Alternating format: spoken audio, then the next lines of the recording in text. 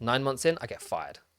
This is the first time I get fired. So I Okay. look in the garden, and there's Gal Gadot sunbathing in the garden. So Gal Wonder Gadot. Woman Wonder herself. Woman. Wonder Woman Oh, no herself. way. She's there sunbathing in the garden, and I'm there like, wait, what? That's Gal Gadot right there. I took £200, made the first class I ever did. £200 was making about £1,000 a month. Next thing you know, I had a multi six-figure business, and it grew like crazy.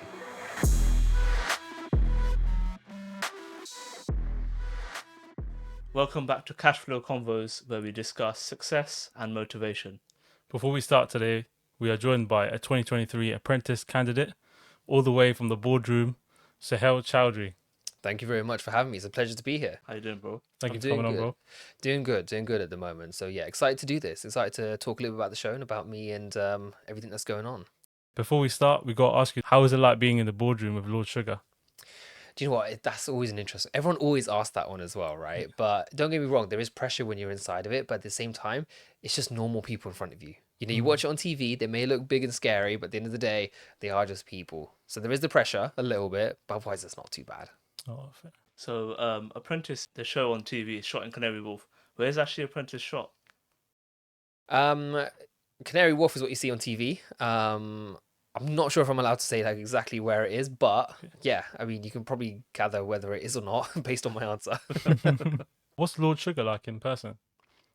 So Lord Sugar, he can be quite brutal and honest. And being honest with you, you don't have many chances to actually speak with him off camera. So it's a lot of the time you kind of see him in the boardroom. You see him at the places like the Shard, for example, when he's briefing the task, and that's about it. You don't really see him too much like off camera. Oh, But from what I've seen, he's a very, very nice person. Everyone's always got their TV personalities and their Yeah. actual personalities. But from what I've seen, he's a very nice, genuine person. Otherwise, he's like that friendly granddad. yeah. You know, he's got those kind of vibes about him. You know. Yeah, that's good to hear. What about his side partners, Claude and Karen? How are they? Do you know what? Claude is really, really nice off camera. You know, off camera, we've got to see him a little bit. He's very, very nice. Tim as well. I cannot stress enough. He's such a down to earth person. Of all the people that I've seen in the process, Tim as a whole, such a genuine guy. I cannot say enough good words about him. He knows a really weird story. I ended up getting the train to go back. I can tell people now, right? I ended up getting the train to go back for the final of The Apprentice. Yeah. And as I'm getting there, I only just get onto the train. Tim comes on board. He only just makes a train as well. He looks up and he's like, "Sahel," and I'm like, "Tim? Like what?" And all of a sudden, we're on a train journey together for a good couple hours from Southampton to London. But it gets even better because he puts me into first class as well. And I'm like, "Tim, like the production didn't pay for a first class one for me." But he's like, don't worry, come sit down." He pays for my upgrade for first class. And I'm like, "Tim, what are you doing? Like, I would pay money to speak to you. Why are you paying for my first class ticket? Like, what is going on?" But yeah, he's such a gent, and he's such a down to earth, humble guy as well. So what kind of like made you want to go on to The Apprentice? So I already established my business and I've already set things up so that my business flows. It's all automatic, it all does itself. I have a martial arts club. Okay, it's called AG Martial Arts, just plugging it in there. There we Might go. as well. Marketing. And it was already set and sorted. You know, I didn't really need to do much. And what I wanted is a platform to help other people and start my next business venture. Because when you've got a company which does, you know, however many six figures, you want to take the next step. And the next step for me was to be on one of the biggest platforms in the UK for business, and it's The Apprentice. Okay. Did you ever think that you were gonna win The Apprentice? So some people go onto the show to win. Yeah. I personally didn't. I went on the show because I wanted it to be a platform. If you have a look at my business and the way that I do things, it's not capital heavy. I don't really need investment in my club, in my business. And yeah, I mean, don't get me wrong. I thought I had a chance of winning. Everyone always does when they go on the show. Yeah. Whether they want to win is another story, though. So yeah, how accurate is the show for like portrayal? So do you know what? It's an interesting one because you have your TV personality and you have your like actual personal personality as well. And a lot of the times in the world of TV, it is an entertainment show. And so you're going to see some stuff on there which isn't always accurate compared to what actually happened. But it's an entertainment show. Yeah. And what their aim is to do is to make it I can't even say the word now, as entertaining as possible. And so some parts, when we're watching it back, we're looking at it like, what? That didn't happen like that. And we're thinking to ourselves, the whole narrative is completely flipped. At some parts of the show where, for example, me and, I don't know, Mark, for example, would have saved the day, all of that gets cut. And all of a sudden, we look like we're just kind of sat around all quiet, which is what a lot of my story was as well. I just sat around quietly the whole time, Yeah. rather than saving the day at points where we did. And that happens a lot through the process. Everyone has their own vision in mind in terms of how it goes. It doesn't necessarily mean that's what's seen to the public. Okay. So yeah, you've been an apprentice for a few episodes, and you were project manager in one. What was your surreal moment? So the most surreal moment for me was, I guess, being on the jet skis in Dubai. Yeah. That moment for me, not just because it was jet skis. I mean, I love jet skis myself, right? Yeah. But it was that moment where I was thinking to myself, I sat back and I was there like, do you know what? I'm on a jet ski right now in the middle of Dubai filming for The Apprentice. Like, this has actually happened. We Yeah. all watched The Apprentice. I've seen it from when I was really, really young and I always wanted to be on it. Yeah. Then all of a sudden, when you realize that you're on a jet ski, you got these camera crews around you, you're living that dream that you envisioned when you were a younger kid. It was so surreal. And it was crazy. And I remember being in that moment as well, because we were on the jet skis for about 3 hours as well. Yeah. I can Right? It was imagine. so much fun. Just us just having a blast out there. Yeah. And that moment was when it hit me. It's like, oh my God, I'm actually doing this. I'm actually on The Apprentice. Yeah, actually It in was Dubai crazy. on the jet ski on The Apprentice. Exactly. Surreal moment though, honestly. Like it was I can't put it into words. With Like a lot that of camera moment. crew, yeah, a lot of camera crews. Camera crews are insane. What you don't see is how many people there are backstage. Like when you're in the boardroom, it's not just you candidates plus Lord Sugar, Tim, and Karen. There's so many people in the corners of the room as well. They're all in the actual boardroom itself, just Yeah. making sure everything goes smoothly. And they got intercoms as well. So there's even more people behind the scenes. It's a big production, like a massive, massive production. You're not just by yourself in this. Oh, okay. Well, so what was it like behind the scenes then? So behind the scenes, it was you have a lot of downtime. The thing with TV is very, very slow. So you're waiting around a lot of the time. And there's a whole phrase in TV, which is to hurry up and wait. And when you're doing that, when you're sat around just waiting, you end up bonding with a lot of people and having a lot of good laughs and things. But that's all off camera. So Okay. a lot of the stuff where we're having a laugh, you won't actually ever see because it's literally all off camera. Sometimes when you're seeing, for example, me and Marnie button heads, right? You're going Yeah. to see that on my task. But then what you won't see is that off camera, when we finished the motorbike task, we were on the drive back. The van driver decided to play some music. We were having a sing along in the back of the van. Yeah. You won't see that side of Casual, things. yeah. Exactly. Yeah. It was very, very casual, but it was so much fun. And, me and Marnie still talk about it today. Like, it was just so much fun, like the fun times that we had. But again, that's behind the scenes. What you see on screen, me and her, we hate each other. That's the way TV goes. Oh, You're quite serious. You were quite serious in the boardroom. How do you stay focused? Staying focused. I mean, I'm quite a serious person in general, is what I'd say. Yeah. Don't get me wrong. I can have my silly times and my fun times. Anyone who's close who knows me knows that I can be a complete idiot as well. yeah. But in terms of me, when it comes down to business, I stay as a serious guy. And I like to keep it as professional as possible. That's just me. And that's just me and my nature. Yeah, that's it. Yeah. So what was it like living with the other candidates? Because I can imagine there's probably a lot of personalities like in one place.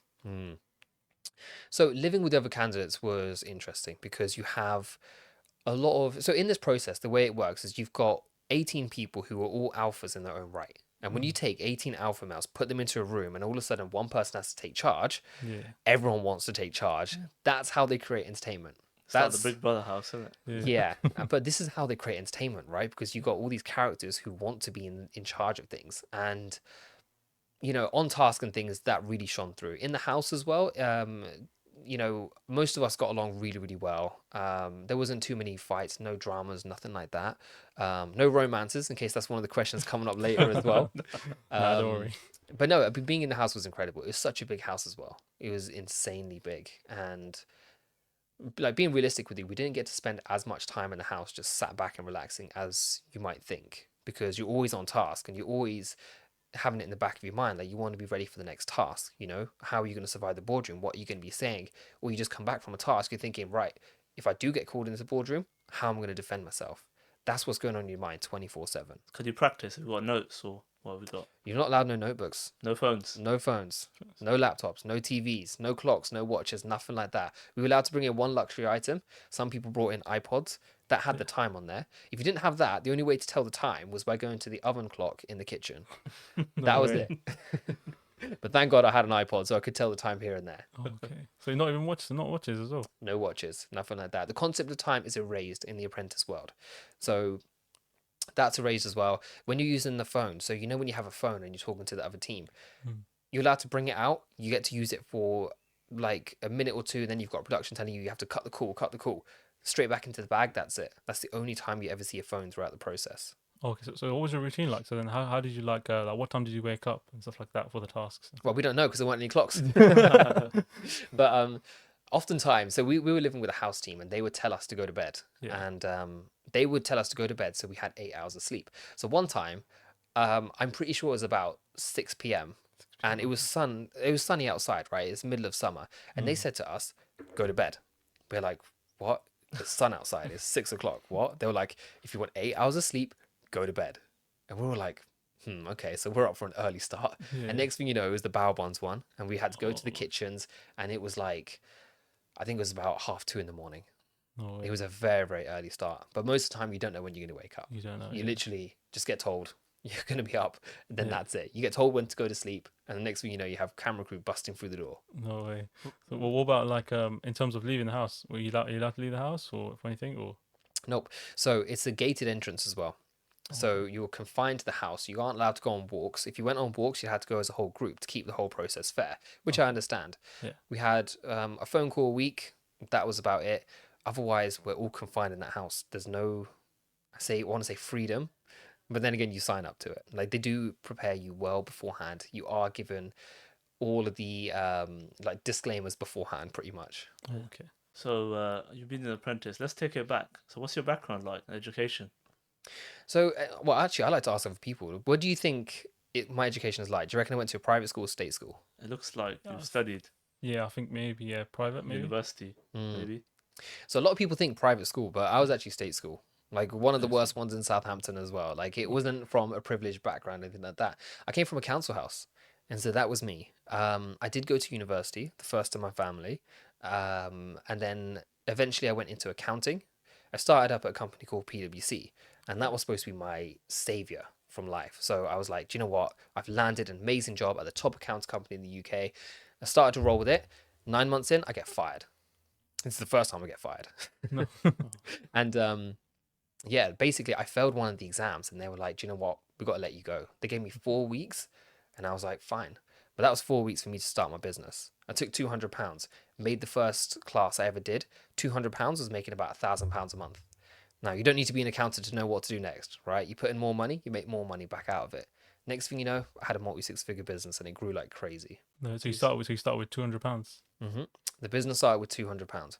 I took £200, turned it into multi-six figures, and it's been an incredible journey. Like, it's something I just never imagined would have happened. Like, nobody would have thought that the kid from the council house who got fired from their job takes £200, makes a genuine business out of it, helping people, and not even in a haram way or anything like that as well, and makes a success. It was crazy. Yeah. So with the success, so what would be like your best purchase that you've ever made? Do you know what? Yeah, I I started to make a lot of money, and it was all good. And I was 22 at the time, and I was like, do you know what? Time to buy a sports car. Yeah. So I bought I ended up buying a sport. It's a BMW M4, right? So I bought that, and yeah, very, very nice car. And yeah, I remember driving it. It was just that moment where I was there like, oh my God, I've kind of made it. Like, it's incredible. Yeah. I still remember having the first drive, and I had it delivered straight outside my house. I didn't sleep all night as well, and it got delivered at 7 o'clock in the morning. I was straight out of the door. I was like, give me the keys. Yeah. And I just took it for a spin for like a whole hour or so. It was surreal. What was your worst purchase ever? It was also the M4. Oh. Or was it costly? Yeah. It was very costly. Like, it's all good to make money and have like have those things which you can enjoy life with, but at the same time it's very, very expensive to be running a car like that when you realize later on you could invest that money. Yeah. Like, you look back at the calculations that I was spending £480 on the rear tires every 6 months. It was crazy. £1,000 on tires a year just for the rear ones. No. And Yeah, like, don't it be was nuts. I mean, don't get me wrong, that's because of my heavy foot, right? I was Yeah. I put my foot down a little bit, up to the speed limit, by the way. That's Yeah, about yeah. it. But yeah, it ends up becoming the best purchase, but the worst purchase of my life at the same time. So would you recommend people to purchase a sports car? At the same time, I would. Yeah. I would actually recommend someone to go ahead and do that, because when you have something like a sports car, it gives you that sense of confidence, and it gives you that sense of you've made it. And when you have that, you act differently. all of a sudden you have the confidence to be out and go and do more things. So my advice, I know a lot of people always say save your money and everything else, but there's some purchases which you should make, which is going to change who you are as a person. It's like, for example, when you put on a suit, you become a lot more confident. Yeah. It's the same thing with having a car. You Yeah. buy a car and you start to realize, okay, cool, right, I've got this confidence behind me. I'm this Yeah. person in life who can do more. You get treated different as well. Realistically, when you have a nice car, you get treated so much better as soon as people see that. I've had free upgrades to so many different things because people see my car in the first place Yeah. and start treating me different. Shouldn't happen, but it does. Yeah. So yeah, after you left The Apprentice, so who do you think was going to win?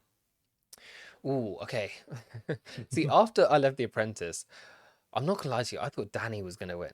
Danny. Okay. Because there's a lot of stuff that happens in reality compared to what's seen on camera. And Danny, I thought, was one of the most best performing candidates that there were. Even if you have a look at the favourites, Karen absolutely loved Danny, like loved Danny to bits. And I genuinely thought she would win. Yeah. So, yeah, I mean, it was quite interesting to see how things actually went. But then again, there's a lot more behind the scenes, which, isn't really seen to the viewer. Yeah. But for me, my bets would have been on her. So what's the process of applying for Apprentice?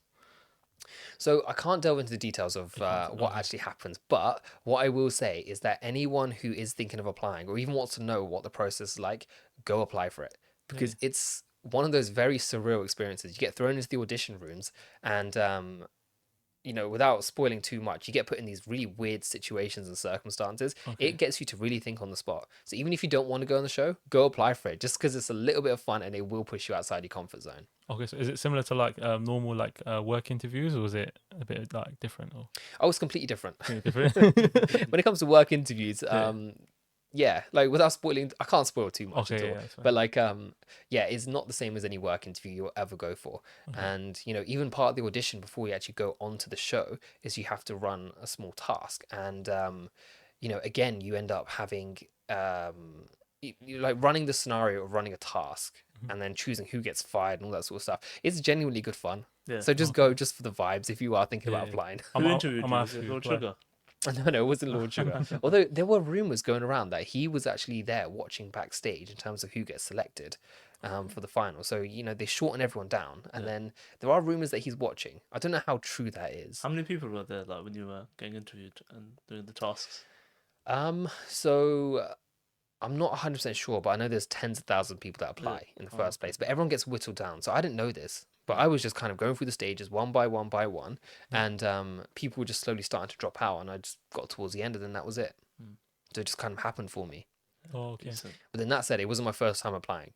So I actually applied twice before in the past as well. And first time, COVID hit, they shut down the whole show. And then second time, this guy called Akshay, don't know if you heard of him. Yeah. Like, he took my spot. That's what it was. But apparently he had an amazing audition and he just knew that no other brown boy was going to get it. So fair play to him. Oh, okay. So when did the Apprentice start the recordings? Was it so? It's not live, is it? So I'm guessing it was like pre-recorded sometime. Yeah, so we started filming. It was towards the end of Ramadan last year. So I was actually fasting as part of it, which was very interesting, by the way, because Eid Day I spent alone as well, which was sad. I've never done that before, but I spent Really? Eid alone. So that was all filmed towards like the end of April, and we finished around about June, July time. So it was about a year ago, which means that next year's candidates, they are about to go into the house like very, very soon. As in, they will be starting task 1 next week. So that task where you made the lunchbox, where did you get the idea for the lunchbox? Do you know what? The lunchbox was an interesting one. I wanted to do something which was martial arts themed because, I am the martial arts guy. Yeah. And yeah, there's a lot of limitations when you're creating something like that. Purely based on, it's an entertainment show. I can't say too much, but there are a lot of limitations, is what I'll say. Yeah. And yeah, when you have to make something which is underwater themed, which is brown, it's like, there isn't too much of an option, but it didn't end up looking great though, did it? So yeah, I mean, it wasn't our finest piece of work, but there we go. It was a lunchbox at the end of the day, and that's all we could do. It was a prototype, as you said. Yeah, it was a prototype, and it still is a prototype. Yeah. It's never gonna not be a prototype. So what was it like being in like the final 3 in the boardroom? So when you're in the final 3, I was only ever in there once, and the pressure is on, but at the same time, you're kind of thinking to yourself, Okay, basically, I remember being in the bottom three, and I was there like, do I really, really want to still be in this process right now? And yeah, you kind of get to that point where you're like, have you got the stamina to keep on going through the process? Fair play to everyone else who does it, because it's a tough gig when you're actually doing it. But you do feel that pressure in the bottom three. But yeah, that's when all eyes are on you, and it could be a case of the fingers coming towards you, and you're fired. That's it, you're done. So the pressure is on. So when you got fired, Lord Trigger was like, "You're fired." What was your reaction? What were you thinking? I was like, all right, cool, and just went. That was literally it. I think when you go in there, you kind of know what the outcomes are going to be in a way. So you kind of go in there expecting it to happen. So you're ready to walk out. Yeah. And yeah, you kind of just take it on the chin and that's it. You just move on. Yeah. So what were you thinking like when you were sitting there amongst the other candidates? So did you think were you thinking positive, or were you like prepared like it could be me, or how are you? You're prepared. It can always be you because there's a lot of stuff that happens behind the scenes which you don't actually see. And there were other candidates on that task who had done very, very little. And some people, everyone's got their reasons to go. Basically, there's always a strong reason for you to go, no matter what. And yeah, you are ready to go. Okay. That's just the way it goes. Okay. Yeah, on the other show, was it Apprentice? You're fired. When everyone pull up the fired sign, I saw your reaction. What was your reaction then? Oh, well, no, you expect it. I mean, realistically, you expect it. It's an entertainment show, and The audience, yeah. yeah. It's always just so interesting because like the way that things actually happen versus what's actually seen is so different. So some tasks you're looking at it like this person was not at fault. Yeah. I remember Joe on his task as well, and Joe didn't do many things wrong at all, if not anything wrong.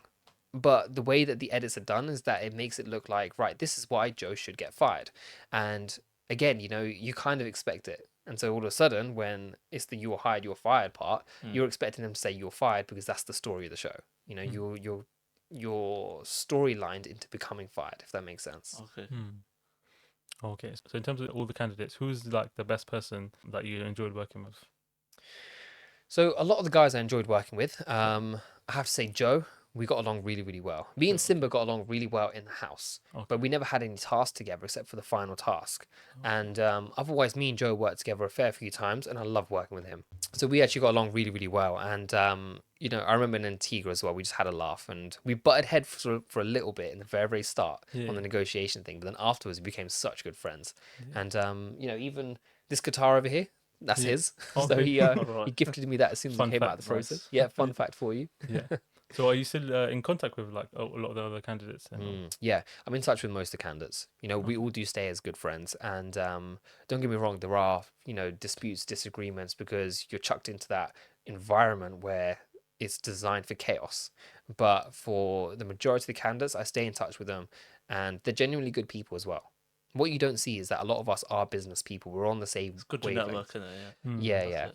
Yeah, and we're on the same wavelength, and we want to be we just click.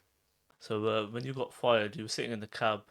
You said to the people that they will see a big win. Well, what's that going to be? Oh, that's a good question, that one. I like that.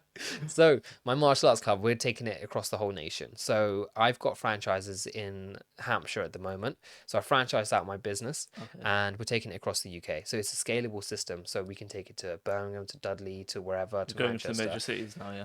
Major cities as well as the smaller cities as well, but we're taking over. That's the game. Nice, that's it. Yeah. So looking back at your experience at The Apprentice, would you have done anything differently, or? I would have taken The Apprentice a lot less serious. Yeah. Like a lot less seriously, because you start to realize early on that it's not really a business show, it's an entertainment show. And I would have provided a lot more entertainment had I known that was the case. So I would have made it a lot more funnier, done a lot more different things, and when you look back at it, there's always things that you wish you could have changed, but overall I'm still happy with it. I'm grateful for the fact that a lot of people have seen me. I've got this platform now which has resonated with so many thousands and thousands of people, and I'm grateful for it. So what would you say you've learned the most from your experience? People ask me this all the time. I don't know if there's many things that you actually learn. It's more of an opportunity, because the opportunity is there and you just grasp it with whatever hands that you've got at the time. So a lot of candidates, they come out of the process and they won't take up the opportunities which are there, and they won't make use out of social media. They won't maximize the potential that's there. Networking. Yeah. Yeah. Whereas for me, I wanted to go out and I used social media platforms like TikTok, for example. Didn't Yeah, think I'd be on there, but I'm on TikTok. Yeah. And I was securing brand deals very, very early on. And, you know, I was actually profiting out of it like Decent. very, very well. Yeah. But again, it's making use out of the opportunities. I think it's more about making use of opportunities than it is about learning from it. Yeah, definitely. What was the business plan you were going to propose to Lord Sugar? So the business plan was the martial arts, taking it across the UK. Okay. However, thank God I didn't get through to the interview stages because my business is not capital heavy. So I would have had about 250k worth of investment, and I would have said, right, okay, probably use about 50k of that just to expand out to the rest of the UK, and they would have roasted me. It would have been like that. So yeah, but otherwise it's taking it across the UK. So for me, the martial arts club, franchising it more and more and more, taking it to different cities and bringing it to more places. But again, not a cash heavy business. I can just, you know, do it as of today, which is what we're doing at the moment. Nice. Okay. Decent. So you'd want to make the martial arts. So you want to expand a bit more on that. Taking the martial arts national. That's the Yeah. plan with it at the moment. So taking it across the whole of the UK. Okay. Speaking on the martial arts, so what's been like your most fulfilling moment, like running the martial arts club? Do you know what? It's really weird because I started the martial arts club doing it because I wanted to help people. Because I was one of those people who needed help as a youngster, and I had that through a martial arts club. And for me, one of the most fulfilling parts is when we had this one lady who came to us, and she joined us because she wanted help because she was getting domestically abused at home. It's crazy the fact that we get to help people like that. Not just kids with bullying and, you know, those types of issues, because they're all big issues, but the fact that we get to help people who are genuinely in difficult situations and help change their lives. All of a sudden, our martial arts club has become this escape for that person who was going through all these things at home. I love the fact that we can do that. And for me, yes, making money out of business is amazing, but changing people's lives, that's so much more fulfilling for me. Yeah, definitely, I agree. Well, what got you into martial arts anyway? So I did martial arts when I was a kid. I had a lot of things going on at home, and Yeah. for me, martial arts was my escape. So I always loved it, and it became. I saw the benefits of martial arts. You know, being part of a club, having a second home, is what I like to call it, is the most invaluable thing when you're growing up, because you've got this whole different friend circle, this whole different level of escapism that you can go to when things are getting tough elsewhere, and I wanted to replicate that for other people. So obviously you've created the martial arts business. Who's your role model and who do you look up to and why? Everyone always asks me about role models all the time, but I don't really have one, if I'm honest. Like, I've never ever had a role model. In And for me, sports, in business, anyone? sports or business, I mean, I'll have different people that I look up to and want to hit targets to, but in terms of just one person as a role model, I don't really have that. You know, I look up to the likes of, for example, Steve Jobs, but not when it comes to relationships. You know, he struggled in relationships, right? And yeah, you know, there's loads of people in different industries who I will look up to, but not overall as one person. Okay. What about in like martial arts? Same thing again. I don't really have a role model in martial arts. Yeah. For me, I create my idea of who I want to be like, and I go Okay. for that person. That's who I want to be. So Yeah. I create this idealism of that perfect role model, and that's what I work towards. Yeah. Okay, fair enough. But like, if you had to have a sit down with anyone, who would it be? Ooh, sit down with anyone. What, dead or alive? Dead or alive? Yeah. Okay, so for me, it would be Steve Jobs. Steve Jobs. Yeah. Yeah, purely because of the way that he created this aura about him, or Yeah. supposedly. Okay, from the biographies that I've read, he created this aura around him, and I want to take a piece out of that and just see how he did that, how he managed to influence people to do things for him just off the back of his aura that he has. So for me, it'd be Steve Jobs. Okay, that's an interesting one. So yeah, based off that answer, so what would be your top 5 tips for someone who wants to start their own business? Ooh, top 5 tips. Okay. There's loads and loads of different tips. It depends because it's always difficult because it has to be like specific to what they're doing. But Yeah. number one, never give up. Like honestly, never give up because I had so many chances to where I was knocked down in life and I could have just given up at any point. If I had decided when I got fired from accountant not to do anything else, I wouldn't have a multi-six-figure club. Yeah. And you know, there's so many moments like that where you need to overcome it. So number one, never give up. Number two, just do something you're passionate about. Passion is the be all end all. And I've seen it for myself. When you do something which you're not passionate about, like accounting, for example, you don't perform anywhere near as well. Whereas I took martial arts, teaching people how to fling their arms and legs about, did it with a passion, made multi six figures. That's It it. works. Yeah. Number three, automate it. Don't sell your time. If you're selling your time, if you need to be in the business, that's not a business. You're a glorified employee, as harsh as it sounds. Yeah. And so for me, you have to be able to step away from it, go on holiday for 6 months, know that your business is going to survive. And that's how you make use out of it. Number four, be the brand as well. So you want to make sure that when you're talking, you're representing your brand perfectly as to how people should want to see it. So you're going to want to do that. For example, I brand myself as the martial arts guy. And so when people see my martial arts club, it resonates. It's on the same line.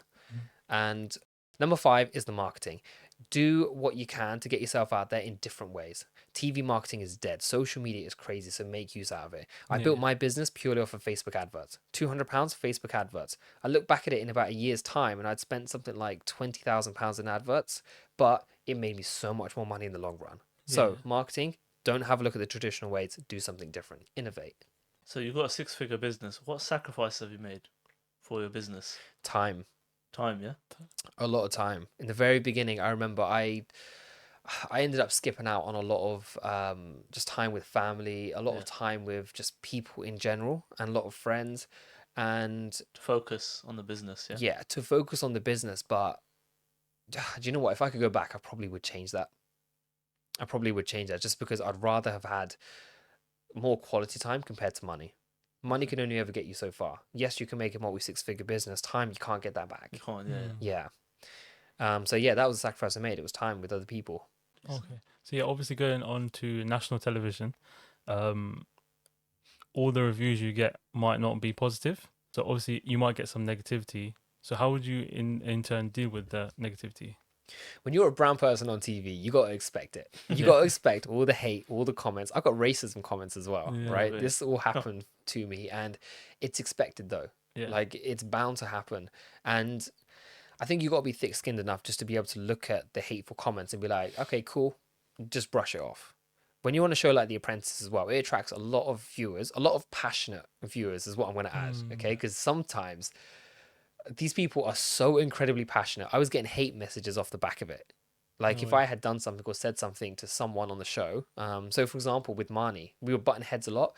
I got so many hate messages. I was shocked. I was reading some of them and they were literally swearing. They were full on ranting. Was that Instagram or Facebook? This was through some people on Facebook and some people on Instagram as well.